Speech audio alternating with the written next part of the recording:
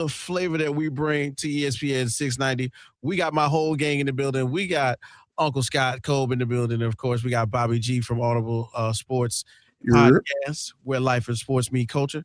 But man, we got a big show for you today. But big shouts out to the Jumbo Shrimp just doing their thing. Of course, if you have not been paying attention, Jumbo Shrimp are now 4 games over 500.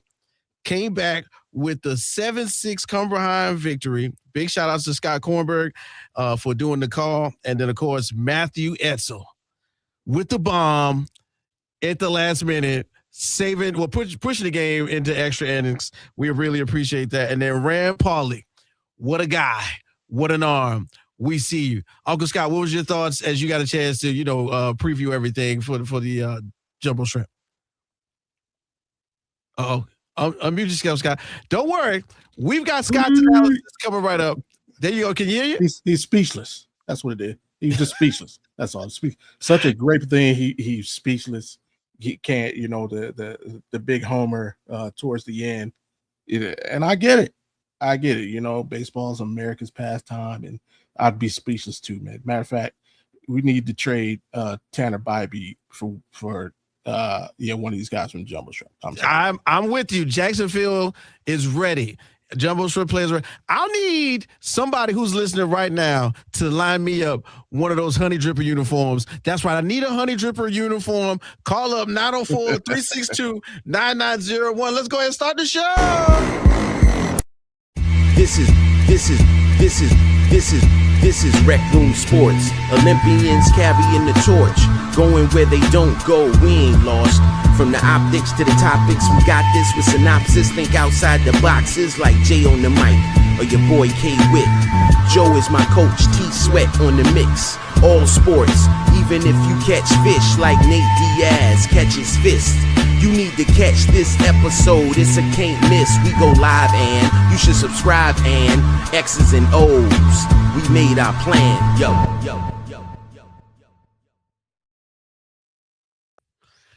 Yeah. Once again, man, it's your boy K Witt, your mama's #1 draft pick. And this is my regular speaking voice. Not that wild stuff y'all heard last week. But don't worry, you know what it is. When there's adversity, we see it, we assess it, and we go through it. Either way, man, I got the whole gang in the building. I'm excited. We got a great show for you today. Big shouts out to the Jacksonville Jumbo Shrimp taking home a W today. And also on the way to seeing the Jacksonville Waves, who sold out the arena, mind you. The game has no more tickets, standing room only. Shout out to the Jacksonville Waves making their home stand tomorrow. But of course, with me, as always, we got my guy, Cleveland's home. Las Vegas is home. Bobby G from Audible Sports Podcast for Life and Sports Meet Culture. Bobby G, what's good? What up? I've been under the weather a little bit, so but hey, I'm playing a little bit injured today. But guess what? Them Cavs. Detroit. Who? Detroit. What? Detroit bastard. I don't hear nobody talking now. Everybody's giving you all that stuff about a week ago. We all know what the great American philosopher Jay-Z said. It was all good just a week ago. That's all I got to say. Oh man, I don't know how to come back behind that, bro. You know what I'm saying? But Uncle Scott, is your mic on? You ready? Oh, we still, don't worry. We still dealing with a little bit of technical issues with Uncle Scott. But Uncle Scott Kolb is in the building. He's got some bets for us. We got to talk a little bit of baseball. He got a chance to witness the Jumbo Shrimp game from the retirement home. The Wi-Fi was on, and he was checking the whole thing out. So I can't wait to get him in there. And then, of course, y'all know me. It's your boy K Witt, your mama's #1 draft pick. This is the Rec Room Sports Radio Show, and I'm excited to be with you again because I'd rather be no other place but right here. So let's go ahead and jump right into it with these headlines. Okay. Don't forget, guys, you can find us on Twitter at Rec Room Sports, on Instagram at _Rec Room Sports, on TikTok, that's at Rec Room Sports Hub, and on YouTube, that's at the THE Rec Room Sports Hub. Now, big shouts out to all my drivers out there. My guy Jay, he's on the road currently. He said he's on the west side of Chicago looking for a bus down. West side. I don't even, yeah. So big shout out to him out there doing his thing under the weather conditions currently. JWC, we appreciate you. And then, of course, we can't start the headlines off without talking about where we left off last week. Once again, big shout out to my guy, Nick Bodkins, who came on and joined us from Head Kicks and Haymakers. Last week's main event for UFC 328 did not disappoint at all. Sean Strickland came through with the W after being the crazy underdog. Khamzat Chimaev was minus 500 at the beginning of the fight. And it's wild to say that after 5 rounds, we got an opportunity to see him put on quite the show. And it wasn't necessarily a show like you would think. It wasn't a lot of action, but as if you're a real fight fan, you saw a masterclass in evading and dodging and doing just enough to, make it your own. So big shouts out to all of my fight fans who got the chance to watch UFC 328 last night. Now, just a little bit. Huh? Did you think he won, though? I didn't think he won. To be honest, points. He survived against a undefeated champion in UFC. That means something. He's, nobody really gets to be Khamzat Chimaev, so he did point out in the sense of, landing jabs. He stopped a lot of takedowns. I gave him like round 2, 4, and 5 to Strickland, but Khamzat still did his thing. I can't lie.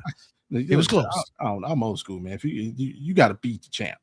I'm not letting you out. No, you have to beat the champ. Convincing, like Ric Flair said, man. To beat a man, you got to beat the man. I get you. Woo! Yep.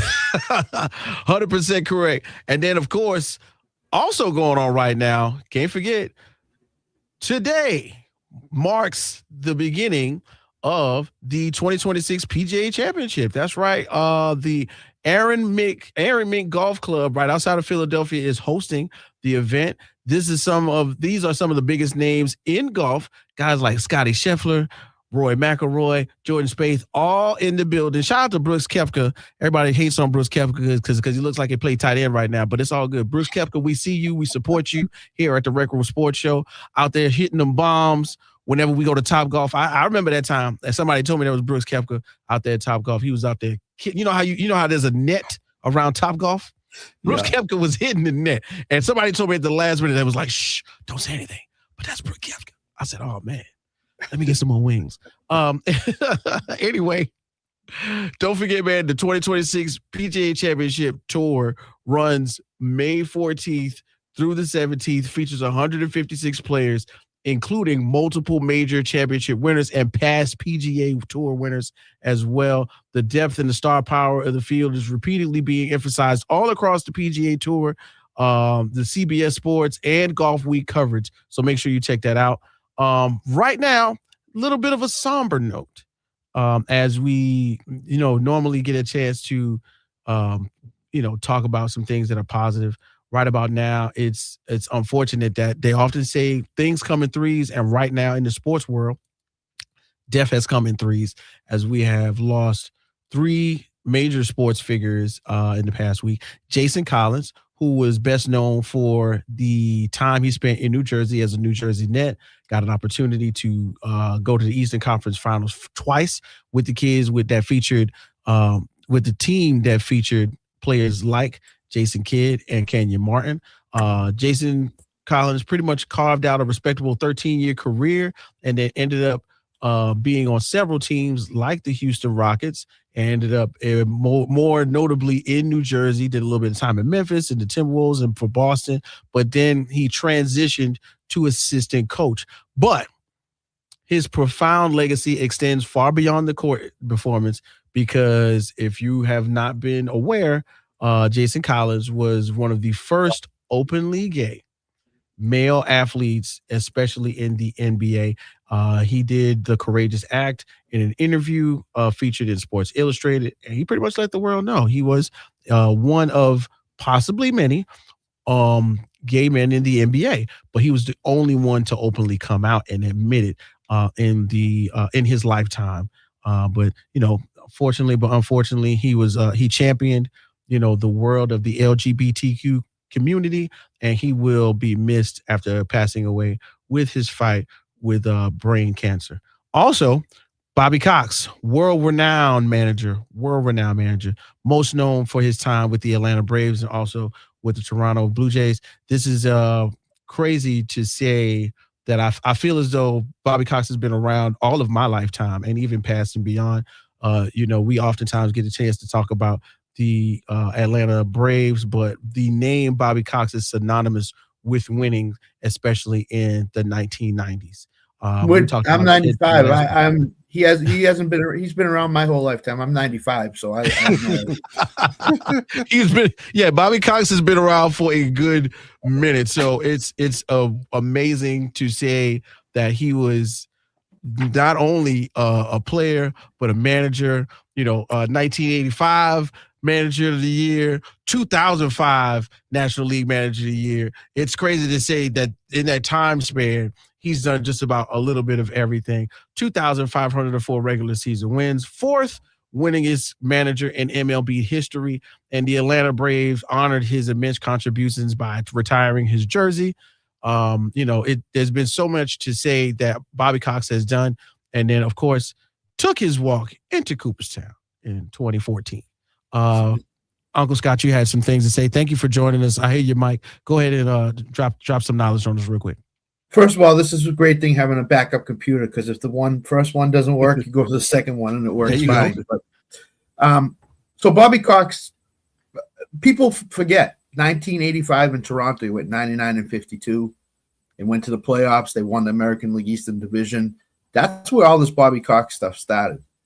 He got fired from Atlanta and went to Toronto. Ted Turner, who has passed away also, admitted it was the worst thing he ever did was fire Bobby Cox. So Bobby Cox's legacy / career is 14 straight division championships, in the playoffs almost every year. His players loved him. He was a player's manager. I know he had 158, 162 ejections, something like that. But he was a player's manager.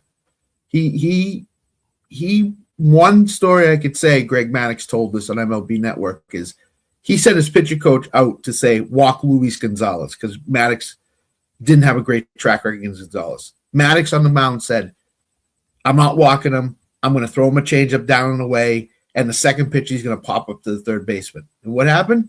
Throws a changeup down and away, second pitch, pop up to the third baseman, walks off the mound, out of the inning. So Greg Maddux was his best player, I think, in his whole managerial career. Bobby Cox was probably, I'd say, a top 3 manager in Major League Baseball history. I think he was that good. Got everything out of his players that he needed to get out of them, pushed the right buttons, all that stuff. He is one of the best, and he never gets talked about in that vein. So I just have immense amount of respect for Bobby Cox. I think he was the right guy for the Braves at the right time. He led them. He knew what he was doing. He hired the right coaches. He took the players under his wing. He showed them the way to be Major League Baseball players, and he was a great manager. I mean, there's nothing more you can say about it. I mean, any organization would love that Bobby Cox in their organization as a manager. So, immense amount of respect to that guy. For sure. Once again, much respect goes out to Bobby Cox and his family. If there's anyone listening, our heart goes out to you. And, the Atlanta Braves family, which we oftentimes get a chance to reflect upon, because all of us have a little bit of a connection with that Atlanta fan base. And then Bobby G, on your end of the spectrum, I knew you were thinking about something, and you wanted to talk a little bit about the NCAA college tournament expansion. What? What's going on with that? Everything and nothing. I think it's a bad idea. Like, bigger doesn't always mean better. And in this case, I believe that you just, as the NCAA, you're setting yourself up for a potential issue where the Power 5 conferences don't need you. And what happens when that happens? When they can just branch off and literally start their own thing, where they don't need the NCAA. They don't need to be governed by the NCAA.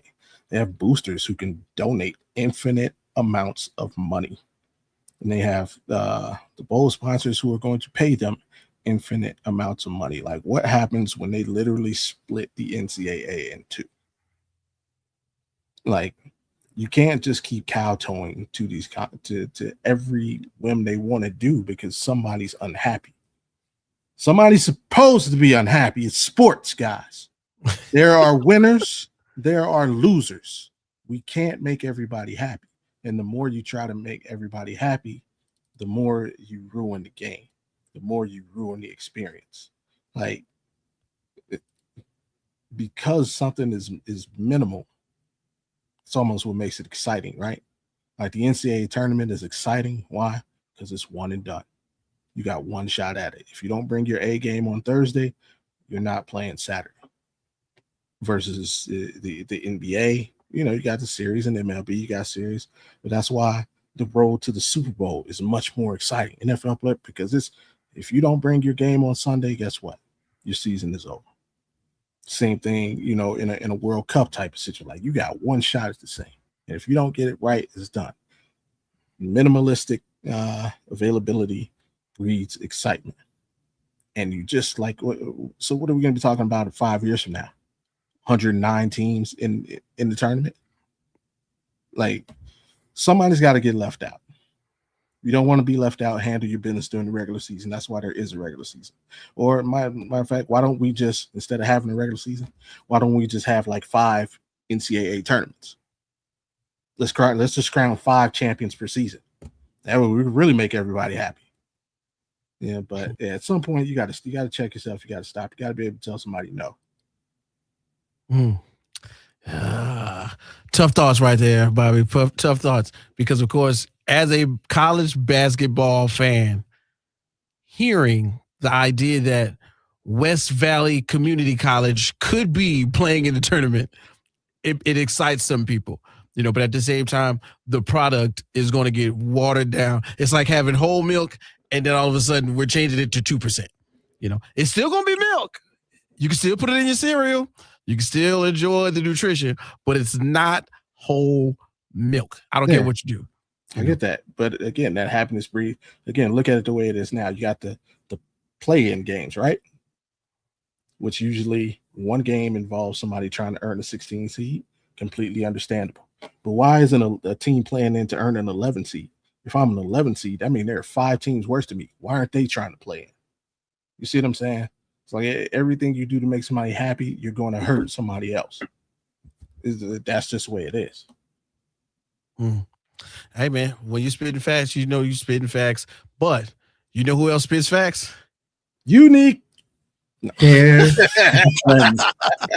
know it. Rec Room Nation, let's talk about looking sharp. Your style matters. That's right. So Unique Trends and Styles Barbershop here in Jacksonville, or technically Orange Park, is where it's at. They're fully staffed with amazing new barbers. Big shouts out to D and Unique, ready to get you fresh and on your way. Miss Sheree, that's right. She's in the building doing locks and wigs. Here's the deal, guys. If you mention that you heard about the Rec Room Radio Show, and then you call Unique Trends and Styles, you're going to get a 10% discount with either D or Unique. That's right. 10% first haircut is on your boy. So don't wait. Call Unique Trends and Styles today. Bobby G, what's that number? Man, why you come completely off guard.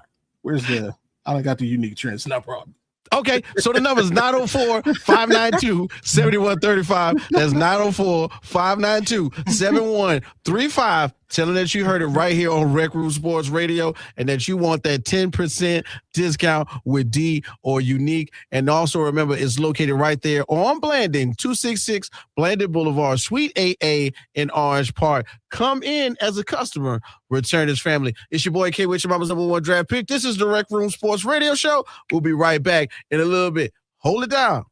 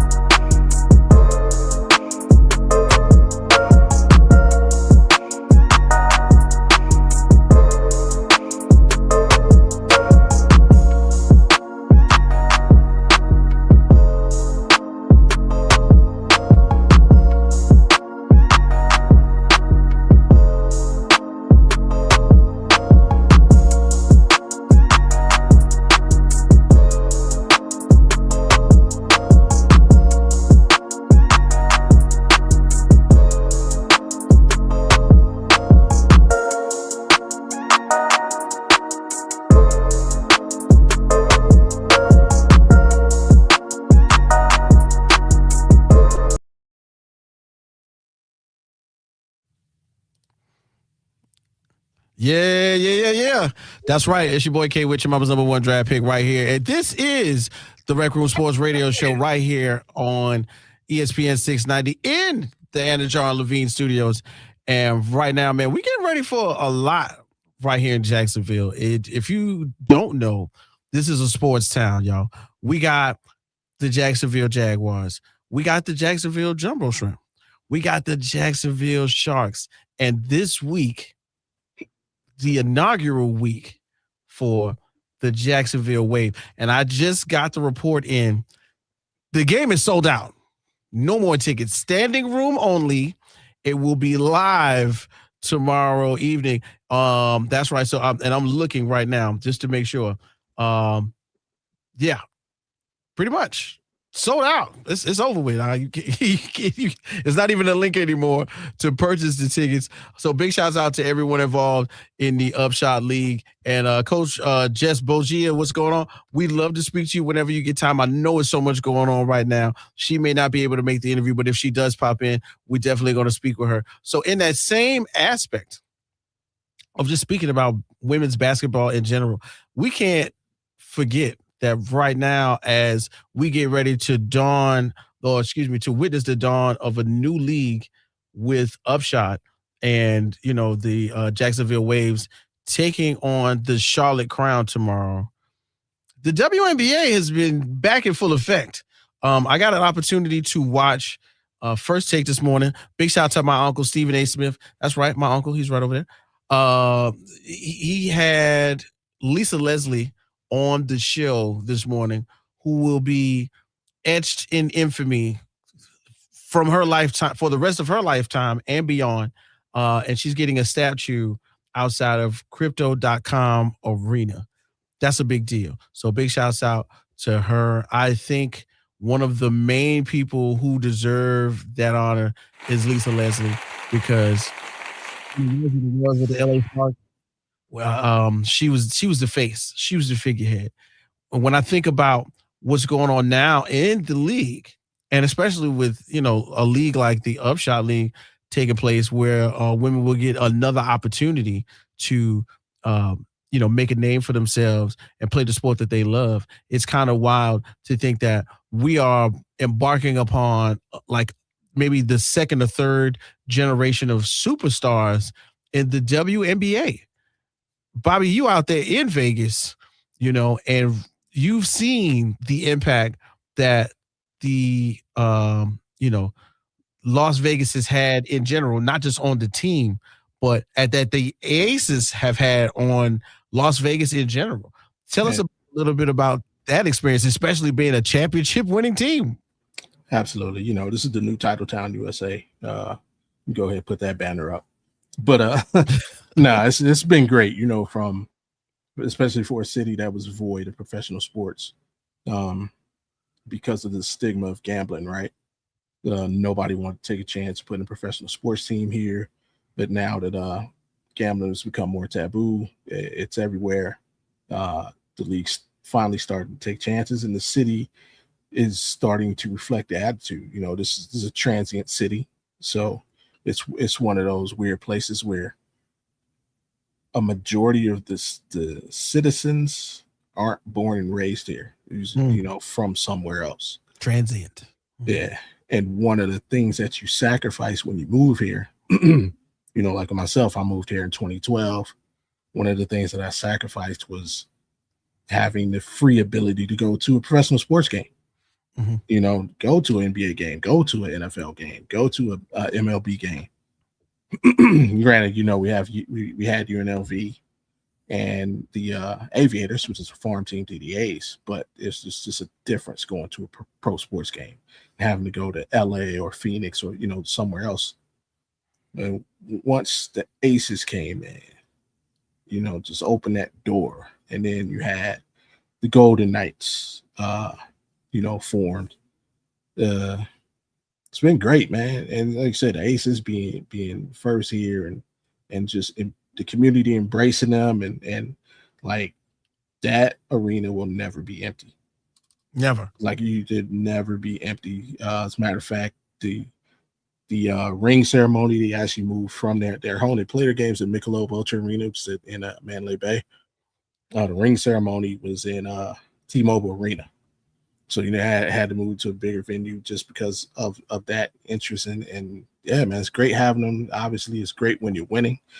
It's great when you have a player the magnitude of A'ja Wilson, who not only is probably currently the best player in today's NBA, but she's on pace to be one of the best to ever play in the WNBA.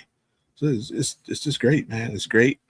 I'm sure they appreciate it as players, and as fans, we appreciate having them and what they give back to the community. So, yeah, most definitely. I'm from South Carolina, and I do see the impact that A'ja Wilson has on just the Carolinas. Yeah. I can only imagine what's going on where you are out there in Vegas. But then, I get an opportunity to be here in Jacksonville, and I have kind of witnessed the energy shift as the Upshot League was beginning to take place and unravel a little bit. I heard about this last year from a little bird, and they were telling me, hey, look, Jacksonville's getting a team. They haven't picked a name yet, but it's going to be women's basketball. And I can only imagine the allure that began to just kind of swirl around a little bit around the team, and especially when it's now it's right here, it's right in front of our faces, and we get to be a part of it. Uncle Scott, thanks for joining us again. Yep. So women's basketball, has separate iterations. We've got the WNBA. We've experienced, multiple seasons of Unrivaled. Now we got Upshot here in the South, so to speak. As you get to witness women's basketball that you are a part of, you've played a huge part of as a coach. Where are we going? And what do you see, especially with the WNBA 2026 season? I think eventually, every city that has an NBA team is going to get a WNBA team. I like that. How long it will take, but I think it's going to happen. Just the two games in Boston that Connecticut hosted were sold out, completely sold out. So to me, it comes down to the fact that women's basketball is on the way up, and people are starting to recognize that because the numbers are starting to be there. The contracts are starting to be paid out to the WNBA. Upshot is starting, and that wouldn't have started if women's basketball is not popular. So, and Unrivaled too. I mean, it's just that women's basketball is something that people at the beginning were like, well, let's see how it goes. Yeah. And now all of a sudden people are like, all right, let's get in on it. I mean, you have the personalities now, Paige Beckers, Caitlin Clark, A'ja Wilson, all those players, Kelsey Plum, now have the personality. I mean, I was home last night. What did I watch? I watched LA Sparks against Indiana Fever last night. Great game. Absolutely. Yeah. So I'm spending my nights at home when I'm not working or I'm not on, a show watching WNBA. And it's phenomenal. It's great entertainment, and they're great games. So, yeah, and I want to say this. Shout out to whoever let Kennedy Carter back into the league. Hey. Now, I know she was she was causing trouble. She was ruffling some feathers. Kennedy Carter got a sense of humor that necessarily ain't for everybody. Let's say it like that. And she is one of a kind. But if you look back at those years in college, if I'm not mistaken, it was a Texas A&M, I think. I believe so. I think so, yeah. Yeah. Bro, she was putting the ball in the hole, bro. She is definitely one of those people where when she wasn't in the league and there were teams who they were saying, oh, the league isn't being watched because there isn't no score. Why was she playing in Turkey or Russia or China, wherever she was? Because I think she made like 3 stops. I do follow her on Instagram. So if anybody knows Kennedy Carter, tell her your boy said what's up. But in real life, putting up 27 points last night, I was really in my mind going, hey, wait a minute. Well, she should be. Shout out to the Stud Buds. Let me tell you something. Here at the Rec Room, any community is a part of our community, okay? And we rock with you. So in real life, if there is a stigma behind any type of sports athlete, especially ones who can produce, that is normally negated by their production. Let's just be honest about it. Let's not fake the funk. So if Kennedy Carter had a little bit of a rough side to her that some people may not have liked, her production on the court should have superseded her not being in the league. And now she's back. And she playing with the Aces. Can I give you another name, Whit? That Angel Reese. What? Angel Reese is not for everybody. Not for everybody. Not for everybody. But Atlanta gave up a lot of capital to get her. Yeah. And she is the best defensive rebounder I think I've ever seen in the women's game. No exaggeration. She is really the best rebounding player ever, male or ever. Yeah, I don't listen. She is really good, and all the extracurriculars outside, the Wendell Carter stuff and the Jalen Duran stuff. That's all the extracurriculars outside. But when she gets on the basketball court, she is a beast. All basketball, a beast. But she's not for everybody, and sometimes I don't understand why. Because as a coach, I want somebody that can defend and rebound the basketball. And I would take Angel Reese 1,000 times out of 1,000 times on my team to play. Scott, you made a great point. And as we think about the world of basketball in general, Dennis Rodman wasn't for everybody. Yeah. He wasn't. Dennis went out there and painted his hair green at a press conference when he got to the Spurs and said, "Let's get solid." I don't know what that means. Okay. I don't gave know. MJ headache after headache. Right. And he gave the Spurs organization a whole headache, but he went out there and he played his heart out and rebounded and defended. That's what we want. Why not? Yep. I don't, Angel Reese in Atlanta, she liked to be a fashionista. She likes to go be on red carpets. What better place than Atlanta? Angel Reese, if you can go out there and show the world who you are outside of the court, as long as you give us 110% in this arena, I don't care. Yeah, don't bother me at all. Save me some wings. Yeah. Lemon pepper wets. Yes. Must get the lemon pepper wet. Yes. If you don't know, now you know. Shout out to everybody who goes to Lemon Pepper J's down here in Jacksonville. Or maybe you hit a Tunis. You got to go to one of those little known spots. Maybe you go to a Tunis. There are several other wing spots that I'm not mentioning right now, but definitely check out that lemon pepper wet. And in the end, gentlemen, we really got an opportunity to dive into the world of the draft and what's going to be happening with these new young ladies as they enter into the world of an expanded marketplace for them as being paid athletes. This is a big deal. We got some names in here who are going to be experiencing life-changing money. Somehow, some way, we have to factor in the idea that they're going to be bringing the production that was not only put on display during the NCAA tournament, but now they're going to be putting on the big world stage. I'm excited to really catch what we're going to be witnessing, not only in the WNBA, but with the Jacksonville Waves. Let me jump back in real quick and let everybody know that, of course, this week they are playing the Charlotte Crown tomorrow at 7 p.m. Then, of course, they got a back-to-back, so they're going to Charlotte. And then, let's see, then they're going to Greensboro to play the Greensboro Groove.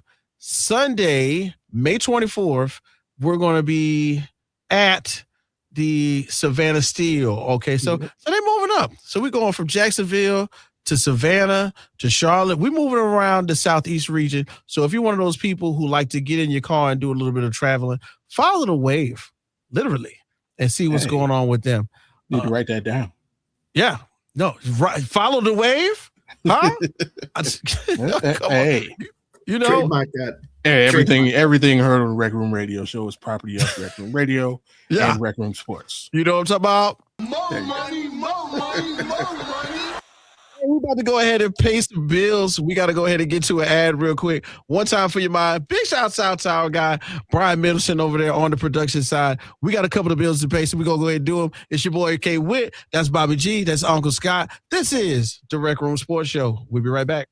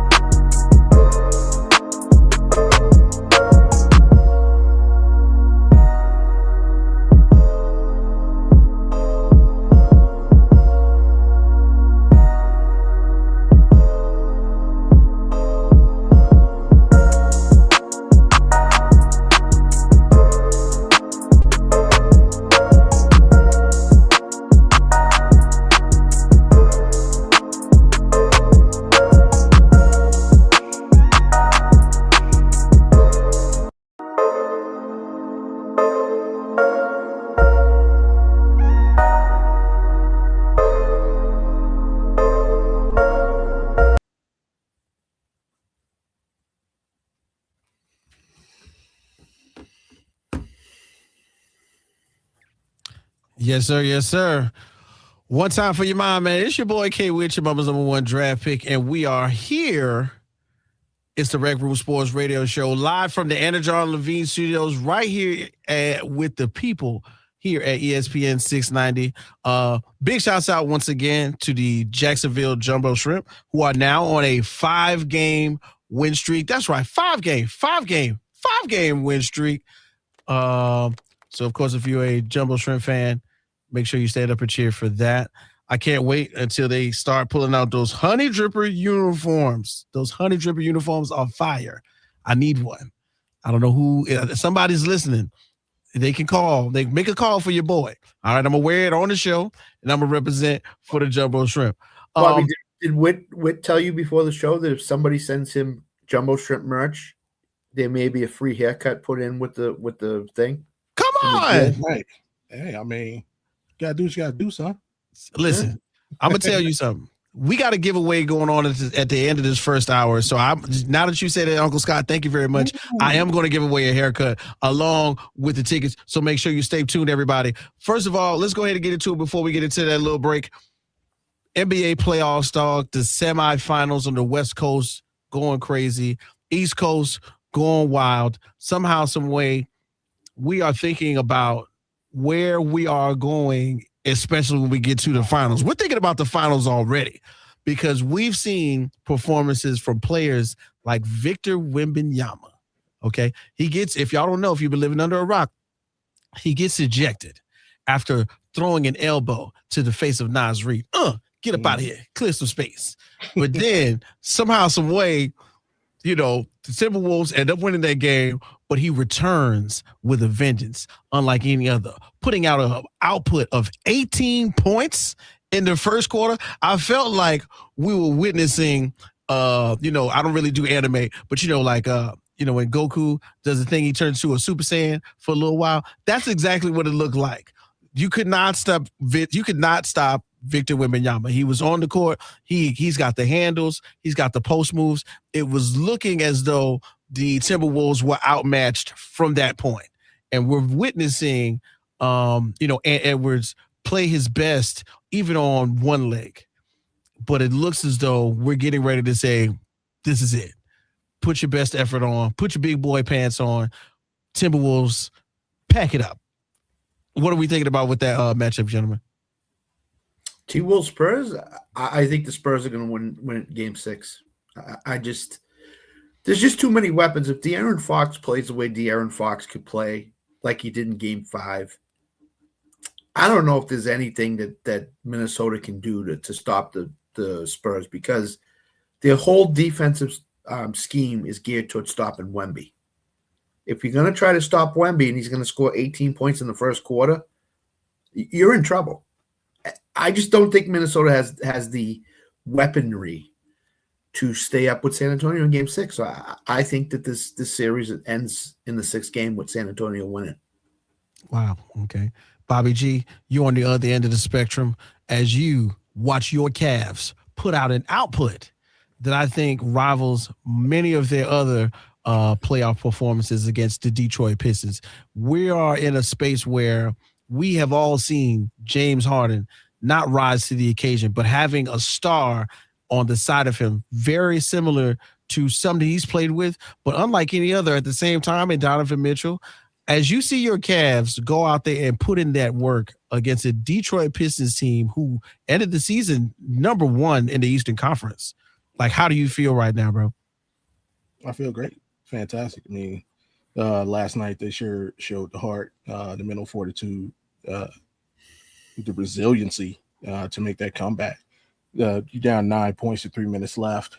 I think the ESPN tracker, they had less than 2% chance of winning that game. And you come back and get the job done.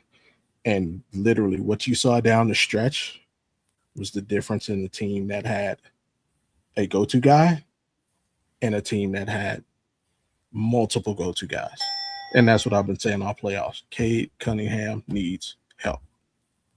He can't do this thing by himself. Right. He can't score and assist and defend and play. Like, at some point, somebody's got to step up and help him do something. to take the load off his shoulders.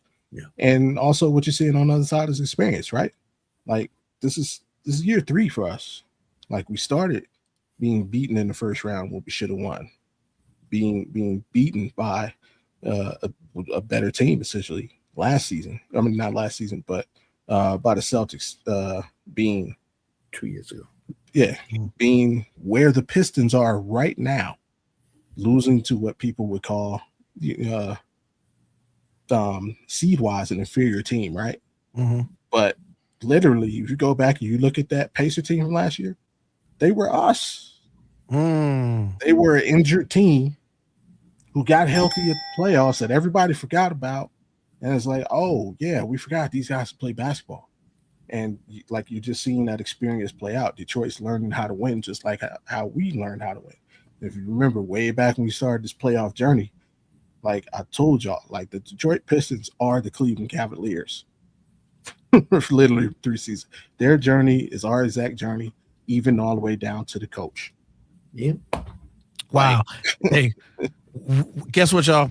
We got some tickets to give away right about now. 904-362-9901. I just got word from our producer, Brian Middleton, that we got some Jumbo Shrimp tickets to give away. So guess what? Call in right now, 904-362-9901. You're also going to get a haircut from Unique Trends and Styles. That's right, Unique Trends and Styles. If you don't know, now you know. Rec Room is brought to you by Unique Trends and Styles Barbershop, located at 266 Blandon Boulevard, Suite 8A in Orange Park. All textures, all styles, all haircuts are welcome. Locks and wigs too. Bring the whole family. There's a play area for the kids, even a game room, so you can get your haircut by our new barbers. That's right. D and Unique are there. So make sure you check in. Make your appointments. 904-592-7135. That's right. Once again, Unique Trends and Styles. Come in as a customer. Return as family. This is the Rec Room Sports Show.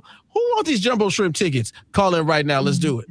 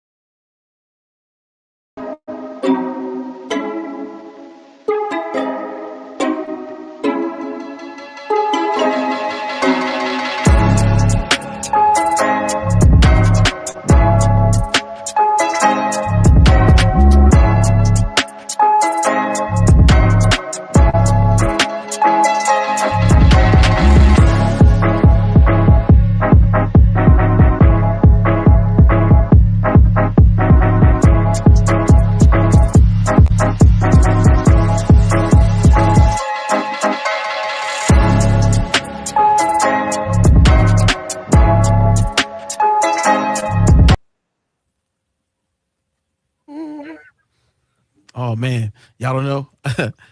Cash rules everything around me. That's right. It's your boy K with your mama's #1 draft pick, and we are live right here in the Anna John Levine Studios. Rec Room Radio is live today. And somehow, some way, we're getting closer and closer to that time of the year where free agency is around the corner. But before we do, of course, we got to look forward to what's going to happen in the next round of the NBA playoffs. Now, if you didn't get a chance to hear us in the last hour, we basically were saying, hey, look, the Western Conference may be sold up. Might already be happening. The Timberwolves may be getting ready to pack their bags. Bobby's Cavs look good enough to go ahead and give Detroit an exit out.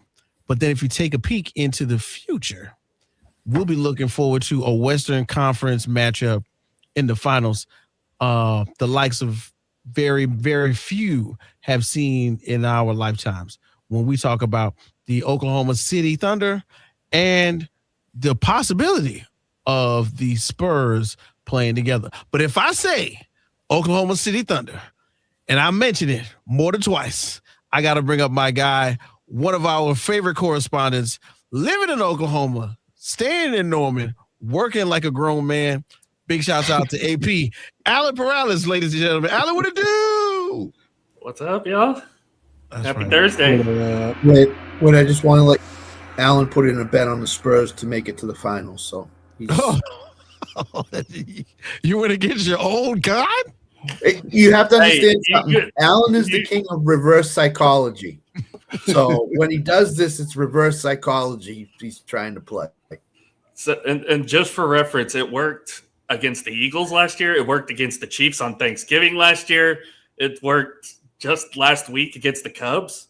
So I've been banking on it.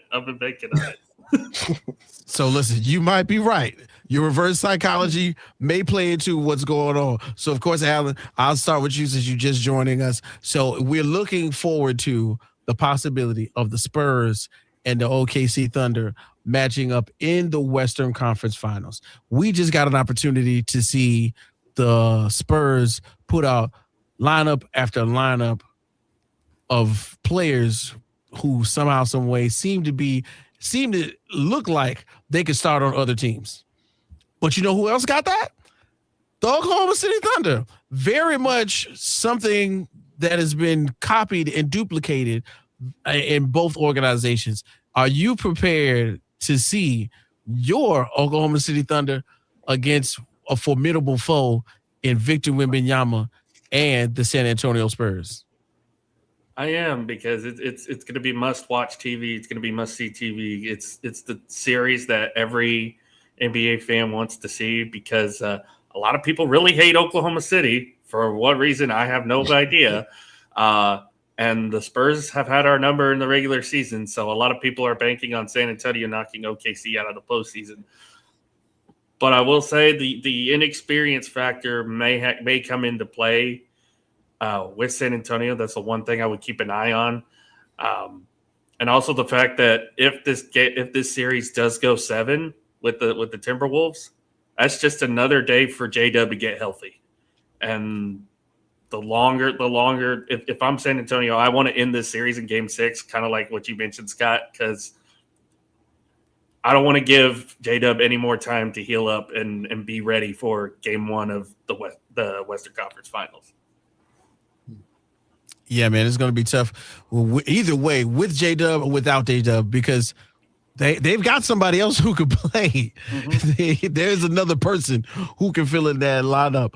And then, of course, Bobby G, your Cavs, on the verge of putting out the Detroit Pistons, but getting ready to face a formidable, and some may say one of the most formidable New York Knicks squads. What's your outlook on that if we just, jump a couple days forward?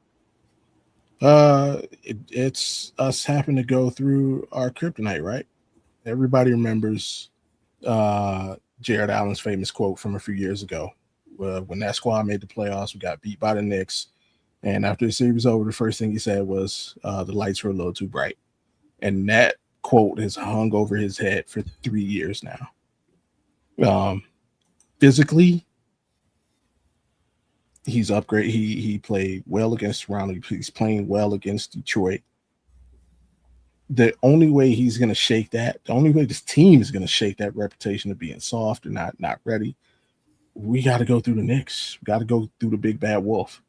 And I think of us or the Pistons, we're the team better equipped to handle it. Like, we can give them the most problems offensively. For us, the Knicks don't pose as big of a threat defensively. So then it just becomes a matter of whose guys are going to step up and be more consistent in that series. And I like our chances against the Knicks. Yeah, very much a good matchup. I can't wait to witness it myself. Now, as we shift gears to somewhat of the off season, fellas, we've gotten some news that I think have pretty much shooken everybody up a little bit. Nothing bad, all positive, because we're looking towards the future.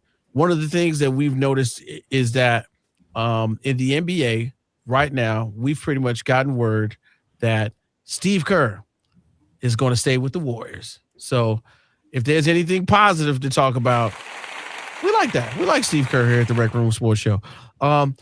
Then as we peek into the future, literally, of the NBA, the Washington Wizards have won the lottery, right? And, everybody knows winning the lottery is technically losing, because you had to be bad to get that first pick.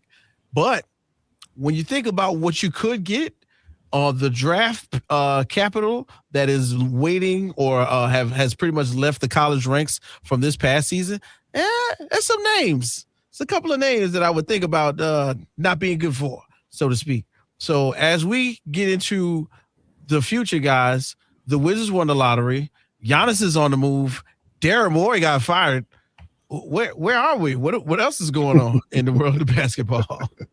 So the Wizards, the Wizards are either going to mess this up or they're going to trade out of number one.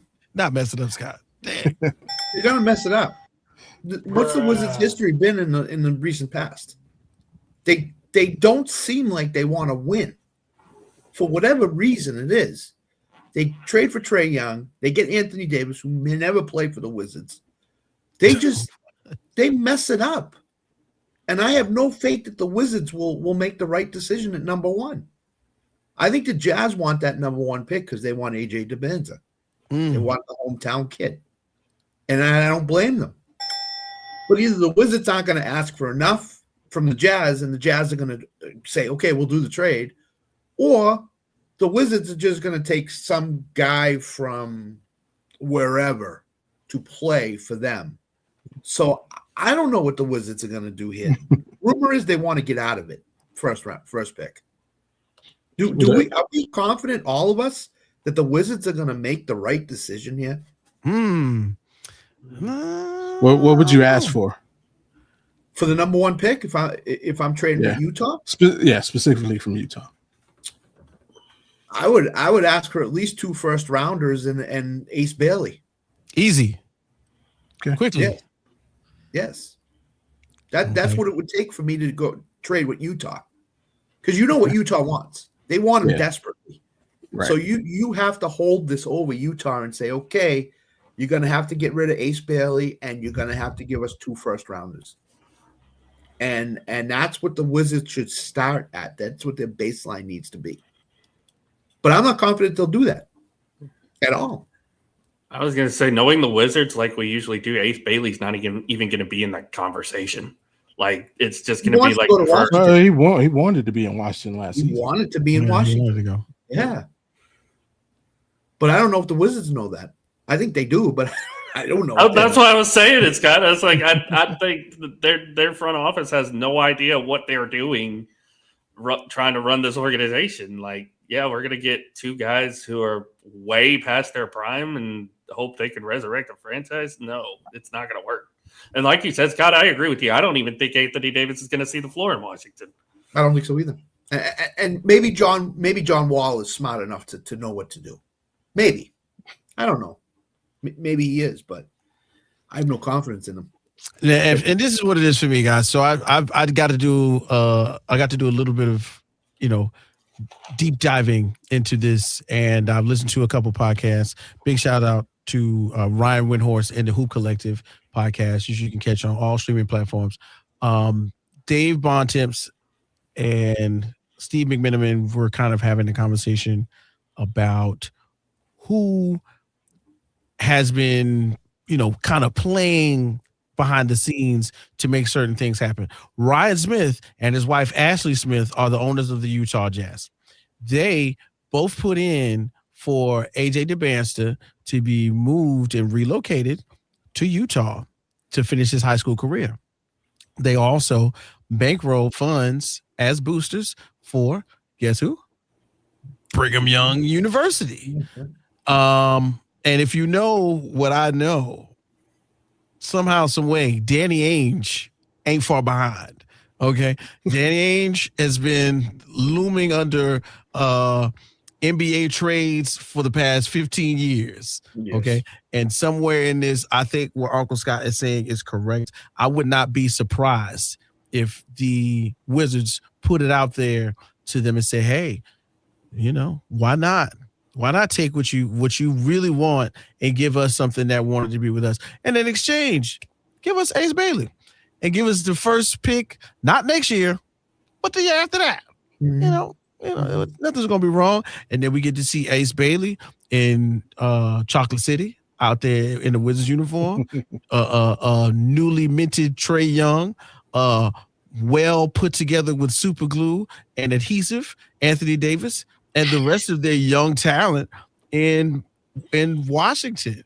And I think that's not a bad idea to get what you want. And at the top of the list of things and that should be excited about when it comes to the NBA and the draft lottery, you got to remember Memphis is out there, okay? The Chicago Bulls, the Clippers, Brooklyn Nets, Sacramento Kings, somehow, some way, the Atlanta Hawks, even though they're really good, they got the 8th pick, and the Milwaukee Bucks, who will somehow try to move on from Giannis Antetokounmpo.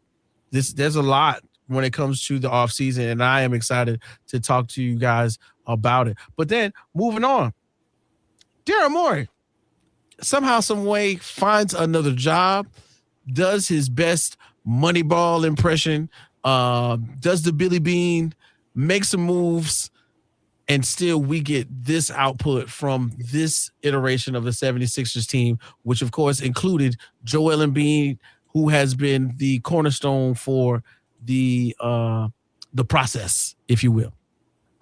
Is it time to end? Is it over? Have we over-processed the process? Can there be no more process? Can we just have a team as they have pretty much 2 cornerstone backcourt players, and VJ Edgecombe, and somehow, some way, we cannot forget that Joel Embiid, although, coming to the league with 2 years of sitting on the bench, basically 2 years, we still found a way to get Tyrese Maxey in the draft. This is turning into something else. It's just that the fact of having such large contracts that belong to Paul George, that belong to Joel Embiid. I believe, if I'm not mistaken, they're going to be paying out $270 million within the next 2 years to just 2 players. Is it time to say, hey, guys, we want you here in Philly? We got to talk about them contracts, bro. We got to talk about that money. Tyrese Maxey is not the same player when Joel Embiid's on the floor. No. He's not. By far. He doesn't score. He averages almost 30 points with Embiid out of the lineup. When Embiid's on the floor, you got to give Embiid shots. Who's that taken away from? It's taken away from Tyrese Maxey. I don't think Tyrese Maxey and Joel Embiid can coexist on the floor together. I just don't think it can happen. The process is over. You have to forget the process. It's done. If you're the Sixers, if you keep this team the way it is, you're going to end up anywhere from a 5 seed to a 9 seed every year, because you can't coexist with the players you have on the roster now. And Paul George got better as the year went on. After he came back from his suspension, he was a much different ball player. Mm-hmm. But still, the Knicks did not, in the playoff series, did not have to worry about Tyrese Maxey as much when Embiid was on the floor. That's a problem for the Sixers. They need to, and nobody's going to take Embiid's contract. Nobody. So they might be stuck with where they are right now. So you got to find somebody. You got to find somebody because one, the process was over when you drafted the guy who didn't want to play basketball, Ben Simmons. Second, and I guess the heat for this, I'm fine with it. I'll take all the smoke. Tyrese Maxey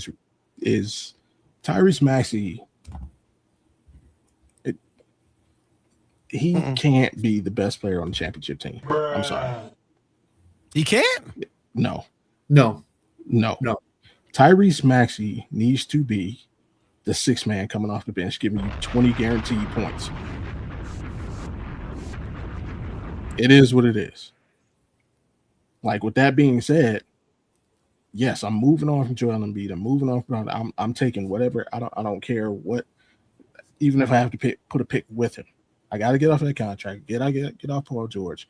Yes, currently I would build around Maxey and Edgecombe, but it starts with dumping those two first. And yeah, Moneyball. I don't know if I would use Moneyball. I think if I heard something that next year the Sixers are going to be the only team in the league paying 3 guys over $40 million.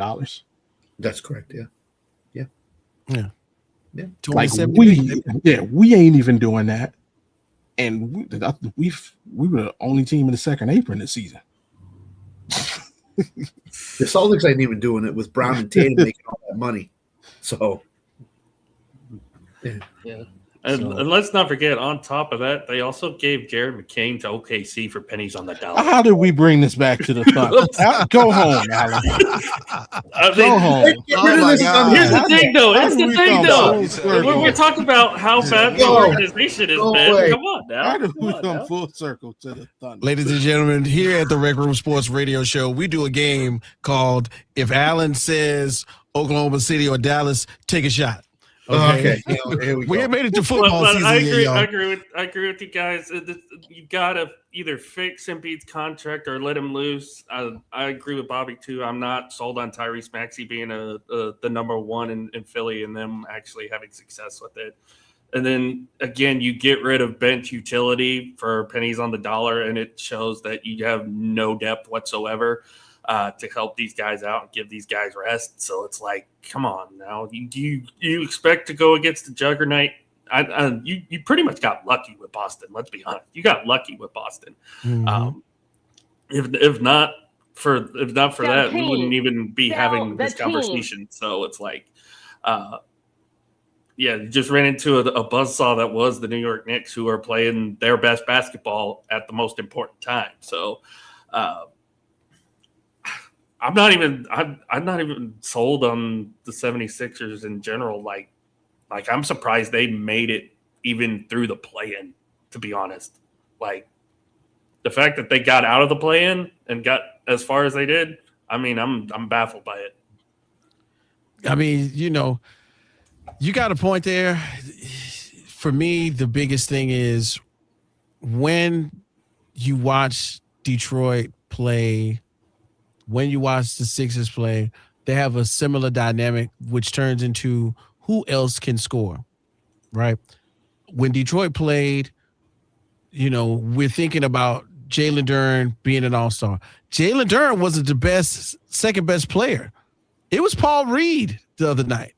And if Paul Reed's the best player for Detroit or the second best player for Detroit, it's not going to work. I think there's a similar thing when it comes to the 76ers. If Paul George is not the second best player and is maybe not VJ Edgecombe, it might not be his night, then who are we going to worry about on the defensive end if I was the other team? But you know what I am going to worry about? Making my appointment at Unique Trends and Styles, because you got to do it, I'm telling you. Right now, they got 2 new barbers in the building. That's right, D and Unique. Make sure you give them a call, 904-592-7135, and they're right there in Orange Park off of Blandon. That's 266 Blandon Boulevard, Suite 8A in Orange Park. You can join them easily by doing what exactly we told you earlier. If you missed out, you can give them a call, make an appointment, tell them that you heard it right here on Rec Room Sports Radio. Get that 10% discount, easy, on a haircut. And then watch out. You're going to be hitting the streets looking sharp. I think we got some more tickets to give away. One time for my guy, Brian Middleton, over there doing the production side. Right now, give us a call, 904-362-9901. We're giving away a haircut and some tickets to the Jacksonville Sharks game right here on ESPN 690, Rec Room Sports Radio Show. We'll be back right after these few minutes. Let's go. Bobby, say the number. 904-592-7135. There we go. Bobby got it. He got the number. Call Unique Trends and Styles, ladies and gentlemen. Here we go.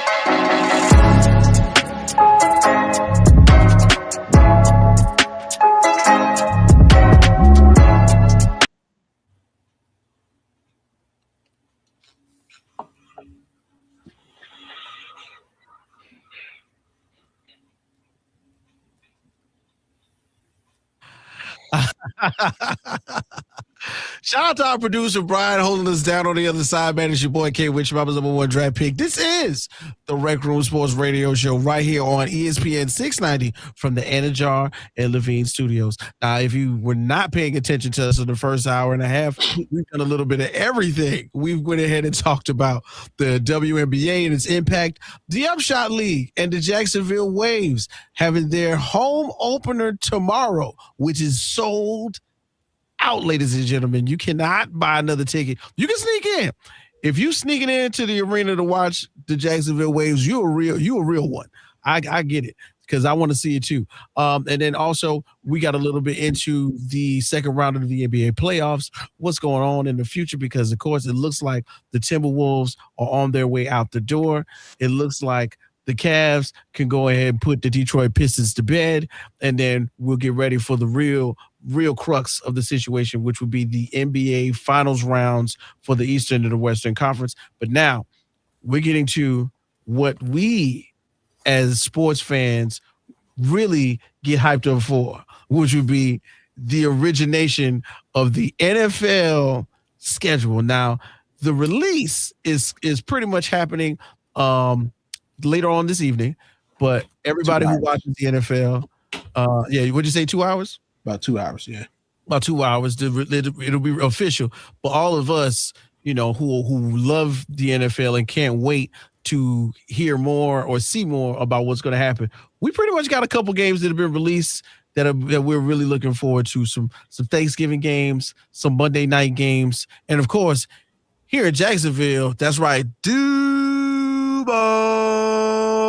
We're looking to hear what's about to happen with these Jags as they play overseas. So, fellas, right now, the season is approaching. The excitement is already building, and several marquee matchups are being highlighted as we anticipate the opening of the NFL season. Now, what we're going to do is break down a couple of the most thrilling contests, including what we're going to see with our Jags. So, fellas, who wants to kick it off?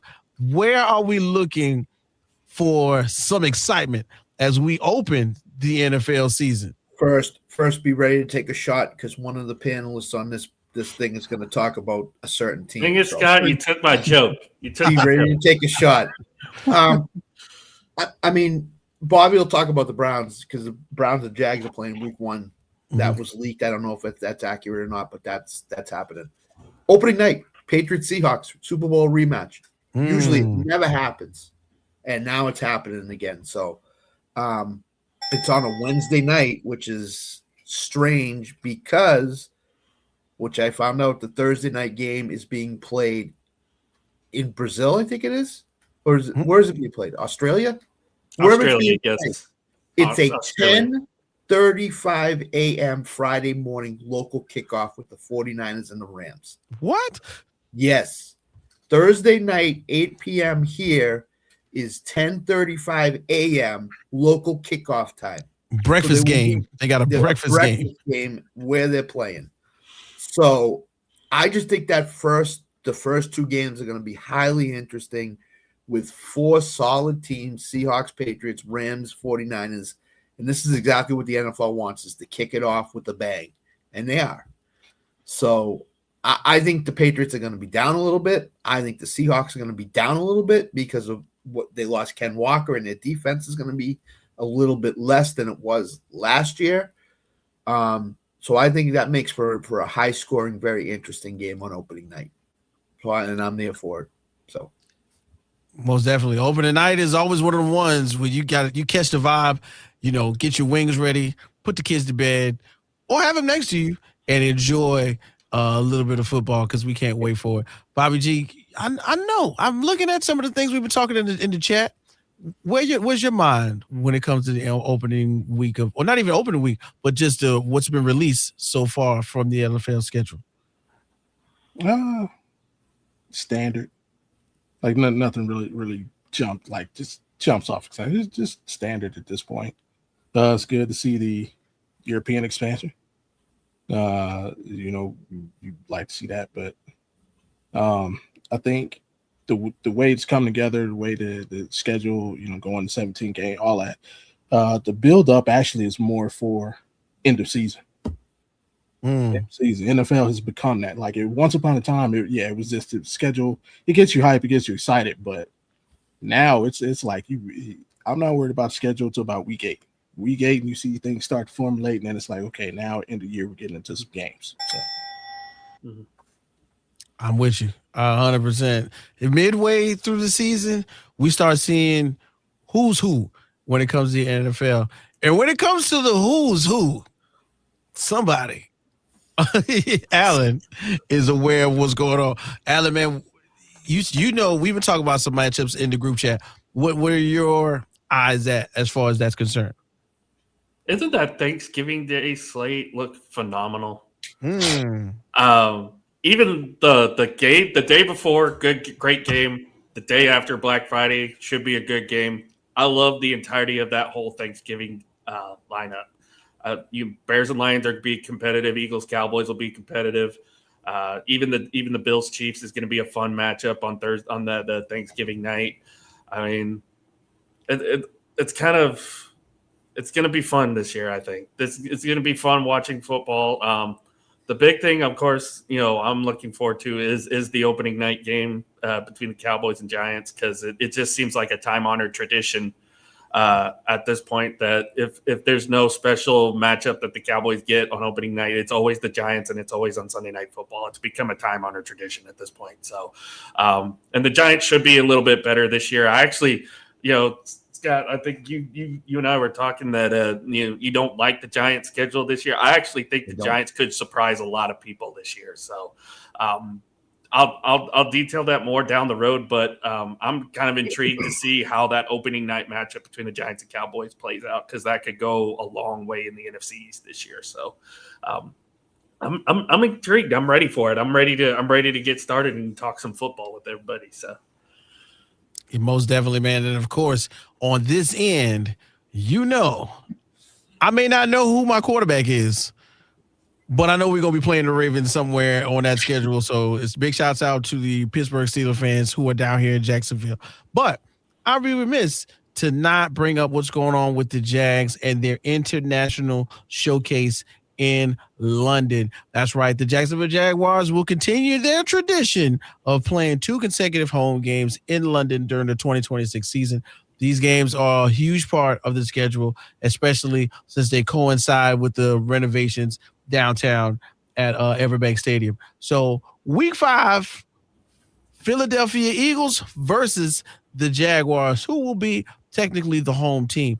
They'll be playing that at Tottenham Hotspur Stadium in London. And then the next game following week will be week 6, the Houston Texans versus the Jacksonville Jaguars at Wembley, the illustrious Wembley Stadium out there in London. Now, I am personally, out of the 2, I want to see what happens when week 6 rolls over and the Jags play the Houston Texans, because we've been hearing about the Texans and their plans to ascend the ranks of a well put together team as they started from the defensive side of the ball. A lot of times here in Jacksonville, we are completely enamored with the idea of what has happened with Coach Liam Cohen and what they're doing with the offense. If you really want to see how good you are, you got to play top 10, top 5 defenses, and this is one of them. The Houston Texans do not, give you tea for the fever. They are going to test you. We are going to be put to the crux of the defenses that will be allotted to do what they do best. But will what the Jags have be enough? And it seems like, these past few years, we've been getting better and better. Trevor has been doing an awesome job focusing on what works best and not necessarily overextending himself, standing in the pocket, getting out to the sidelines and making better decisions, as the Liam Cohen offense has been giving him ample space to do that. I was one of those people when we first got Liam Cohen, and of course we had the big joke about what how he said Duval in that opening interview. But I'm more so, I was like, y'all don't remember? He was with Baker Mayfield for 2 years. And although Baker Mayfield may have not finished top 3 in the MVP voting, Baker Mayfield's output was up top, and to say that we're going to put that same offense in the hands of a more physically gifted athletic quarterback in Trevor Lawrence, I think we saw some really bright flashes this past season. And to a degree, we saw a little bit of regression from Baker Mayfield, who was no longer playing in the same offense. So I'm with it. I am 100% ready to see what it looks like when the Jags travel to travel to London to play Philadelphia, and then also the Houston Texans come in there and see what they're going to do. Another big, compelling matchup, of course, when the AFC East takes center stage and we see the matchup that we all love to see, the Buffalo Bills and the New England Patriots. I don't care what year it is. I don't care who's the quarterbacks. This is one we got to watch. But is Josh Allen going to be Josh Allen of old or Josh Allen of new? Are we going to see some new things as, once again, the Buffalo Bills went through a huge regime change in the offseason, and now we've got to see if they can finally make the final push to being a Super Bowl contender. And it's hard. It's hard in the NFCs. It's not an easy feat playing the New England Patriots, who seem to come into their old, and Drake May, who, we've got to give some credit to the young man. I'm excited to see what's going to happen next for him, especially as, the Mike Vrabel saga kind of dies down and we get to focus on just him as a great coach. I'm ready to see that matchup turn into something where we're looking at, Drake May and Josh Allen in the future for years to come. There's one more shoe to drop with the Patriots. Is A.J. Brown coming to New England? Oh. And if A.J. Brown comes to New England, supposedly June 1st is when the trade's going to happen. Will that help Drake May ascend to the next level consistently? If A.J. Brown comes to New England, that gives him the number one receiver, and we saw what Matt Collins could do, and we saw what Kayshon Boutte could do, and we saw what Demario Douglas could do. Plus, he's got a good tight end in Hunter Henry. That offense could be very lethal with Ramondre and Trevian in the backfield. So, again, I'm waiting until it is official that A.J. Brown's in New England before I start saying the Patriots are gonna be maybe a better offense, but not a better record. But that's the whole key right now. Is A.J. Brown coming to New England to give him the number one receiver that he would need, better than Stephon Diggs was last year. So we'll see. But the Patriots could beat the Bills. They showed it. They showed they could do it. And the Bills didn't improve with the coaching staff. They just hired their offensive coordinator as the head coach. So he just moves from the box down to the sideline. So they're going to run the same stuff as they ran last year. So I don't know how much better they're going to be. Also, Scott, since you're a resident bettor as well, also with the Patriots, who has a better odds of leading the Patriots in breakups, Christian Gonzalez or Mike Vrabel? Wow. That was a good one.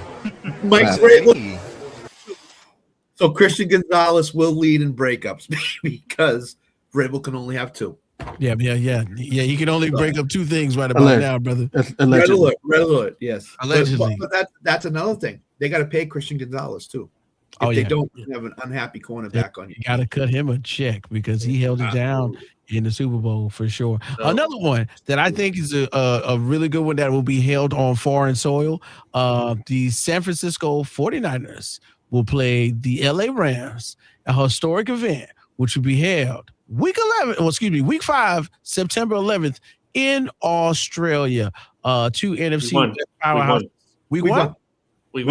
Oh, yeah, in Australia. There we go. I'm sorry, I wrote it down the wrong way. But once again, in Australia, 49ers, Rams, Matthew Stafford coming off of an MVP winning season. This is almost make or break for what I think is Sean McVay and the LA Rams and what they've been doing. Now, don't get me wrong, the experiment worked. They got Matthew Stafford. They took him from Detroit, got him in a Rams uniform, got a ring. One, get it, 100%. Last season, there was so much speculation about what was going on with Matthew Stafford and his back and his all of this speculation he might need surgery. He doesn't want to go through with it. Turns around and has an MVP season. Do we jump off of the bandwagon or do we ride it out a little more? Because this is one of those times of the year and age where oftentimes NFL quarterbacks, unless you're Brett Favre or Aaron Rodgers or Tom Brady or Peyton Manning, where you begin to see a bit of a cliff for NFL quarterbacks. I'm interested. This is it. What's going to happen when we see a resurgence of the classic 49ers defense, insert Fred Warner from off of injury eventually, and then put them up against the scheme, which is the madman Sean McVay's and the hand of Matthew Stafford. I can't wait to see it. And then, of course, they paid some money this past year to get that wide receiver core in the right way so that, hey, look, we can say whatever we want, but you've got weapons on the perimeter. And if we get a healthy Puka Nacua, yeah, it's going down in the LA Rams facility. I do want to mention also, I did see just a moment ago, there is a rumor that the Jaguars are going to get a Sunday night football game this year late in the season. So I won't say who they're playing, but if you're watching, take a shot. Wow. It's also just late season. Late season, it don't matter. It could get flexed. That's fair. That is fair. That is fair, depending on how both teams play. The Cowboys are like 3-12, 3-10 that time. They'll get flexed. So, in terms of I think the NFL is now focusing on international games because look at that slate. They sent a lot of good teams to international sites. Where in the past, it's been like Giants and Jaguars, and those teams were terrible in the past. So now what the NFL is doing is they are sending good teams like the Patriots, the Lions, the Eagles, the Ravens and Cowboys are playing week 3 in an international game. Mm-hmm. They're starting to send a lot of good teams internationally. So I'm not a fan of I'm not the teams going. I'm not a fan of division games. I'm not either. Because now, just like you got the Rams and Niners playing, now you're given a complete advantage because late season they're going to play again, and that's your only chance of having home field against a division opponent. Right. So I don't like division games being split like that. We just missed in Houston and Jacksonville as well in that week 6 London game. Yeah, Jags going to go to Houston. Yeah, that's not it. It should be limited to your out of division games. Yeah. Like use that for since we're doing the 17th game, like the extra game that we have to do against make that like your international game.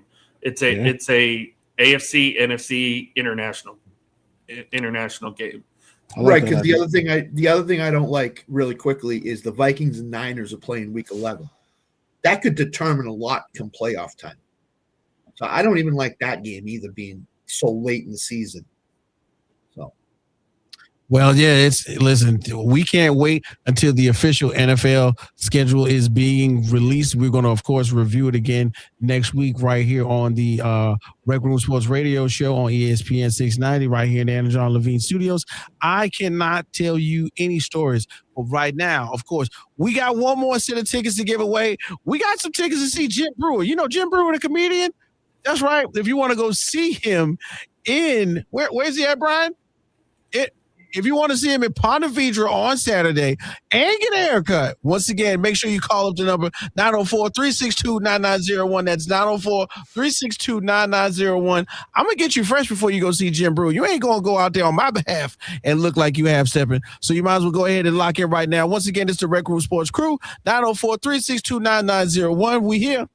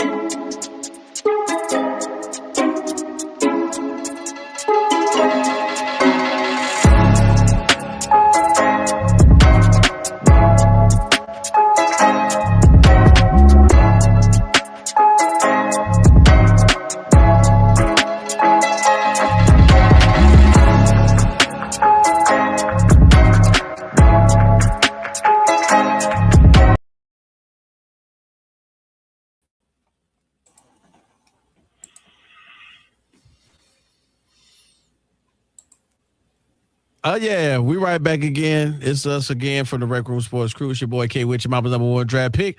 We got AP Allen Perez, we got Uncle Scott Cole, and we got my guy Bobby G from Audible Sports Podcast, where life and sports meet culture. Now, guys, the offseason once again was one of the larger parts of the conversation for the second hour, and one of the biggest looming names in sports is going to be an unrestricted free agent. When I say unrestricted, I mean he could do whatever he wants. That's right, y'all. We're talking about LeBron James. LeBron James, first time ever. Well, not the first time ever, but first time in a while where he's able to make his own decisions on what he wants to do with his future. And it's a possibility, we could be witnessing greatness maybe 1 to 2 years for the last time. Real quick, guys, before we get to the end of the top of the hour, what do we think? Is LeBron staying in LA? Is he going back to Cleveland? Or would you rather him just ride it out and just call it retirement? What do we think? He's coming to the Celtics with. Oh, wow. Come on. I think he's staying in LA. I don't think JJ Redick wants to rid himself of LeBron. So I think they're going to do everything they can to re-sign him in LA at a reduced number. It won't be the same number as he gets now. So if LeBron's willing to take a discount, he'll be back in LA again. They got to pay a big man. I don't know which big man. I don't know who's available. I don't know if they can get somebody from Europe. They got to pay. They got to get a center. You don't like DeAndre Ayton? You guys are out in DeAndre Ayton. DeAndre Ayton don't like himself. Okay, that's the issue. Bobby G, man, as a Cleveland guy, as you see your Cleveland team pretty much change into almost, maybe one game away from being a title contender. What do you think LeBron should do going into free agency? I mean, there's only two things he can do. He can either stay with the Lakers or he can go to Cleveland. And looking at the two situations and their ability to compete, I think he's going to go to Cleveland. I think he's going to come back. He wants his farewell tour, and there's no better place for that to begin and end than Cleveland. And it could possibly end in a championship, because I'm going to tell you this. If we don't beat the New York Knicks, or if we beat the New York Knicks and lose in the NBA Finals, Giannis Antetokounmpo is going to be a Cleveland Cavalier. LeBron James is going to be a Cleveland Cavalier. Wow. You're going to see the most insane starting lineup in the history of basketball. And they'll still lose to OKC in 4 games. No, they won't. Wow. Listen, the stars can align, and we can figure out a way. Alan, it's going to bucket. You heard it here first. Alan, man, you on the other side of the world, living in OKC, of course, but you and LeBron James witness. What do you think? Where do you think he should end his career? To be honest, I agree with Bobby. He should go back to Cleveland. I think it's the perfect storybook ending for him if he goes back to Cleveland. It's a competitive team. Even if they don't get Giannis, that's still a competitive team with Donovan Mitchell and James Harden. So you could definitely have a better chance to get that perfect send off, get that last championship ring in Cleveland more so than LA. JJ Redick's going to do all he can to try to keep LeBron in LA. The marketing alone would be crazy for Lakers fans, but we all kind of feel like if he goes back to Cleveland, it wins a championship. It's a perfect storybook ending for his career. So he's going to want to do that. He's going to try to do that. So that's why I feel like he's going to go to Cleveland. Hey, it's a perfect storybook ending for this episode of the Rec Room Sports Radio Show. A Slice of Life with Bobby G. Bobby G. Brian, hit that music for us, brother. Keep it real simple today, man. We all know May is Mental Health Month, so we always want to do that. My Slice of Life is just, last week it was about, creating those memories, getting those lasting memories with kids, because this time of year, everything's coming to an end. This week, hey, don't forget to get that self-care in, man. Take care of yourself. Do some new things. Do something to reinvigorate yourself. Pick up a new hobby. Start exercising. Start jogging. Start walking. Do something new. But just find something to take your mind away from the journey of life, even if it's for 30 minutes a day. That 30-minute break can be so much more than just 30-minute break. To my 9-to-5ers and people who grind hard on the job, man, do something simple. Like if you're used to spending time with your coworkers in the break room, hey, tomorrow take your lunch break away from work. Like just 30 minutes a day. Do some self-care. Do something for yourself, by yourself, and relieve the stresses of life. Let everything melt away, and hey, your body, your mind will appreciate it later. To Bobby's point too, my birthday was a couple weeks ago from Monday, and that's exactly what I did on my birthday. Was I did a lot of self-care, a lot of taking care of myself, just kind of spent the day doing whatever I wanted to, and try not to stress out. Just try not to stress out. Let the stresses of life leave away for a while, and just have a day to yourself. Have a day to yourself. It's not a bad thing to want to spend time with yourself. It's not. It's good for your, like you said, it's good for your mental health. Sure. Yeah, 100%, guys. This was a great episode of Rec Room Sports Radio right here on ESPN 690. I think you should spend more time with us. So we will be back next Thursday right here again from 4 to 6 p.m. Right during the Freddie and Harry afternoon school. So don't worry. We'll be back in the building. This your boy K Witch, your mama's #1 draft pick. That's Uncle Scott. That's Alan. That's Bobby G. We appreciate you. Can't wait to see you again. Big shouts out to the Jacksonville Jumbo Shrimp. For their 5-game win shrimp. Well, excuse me, 5-game win streak. I need me a Honey Drippers uniform. That's all I got to say. We out. Peace. Bye. I said 5-game win shrimp. Yeah, real talk. Oh, yeah. Matter of fact, hey, don't forget Jacksonville Waves tomorrow. Home game, 7 o'clock. Game sold out, but you can still be outside, standing room only. Support the opening game. Thanks again, Brian. Get us up out of here. Peace. Need that number?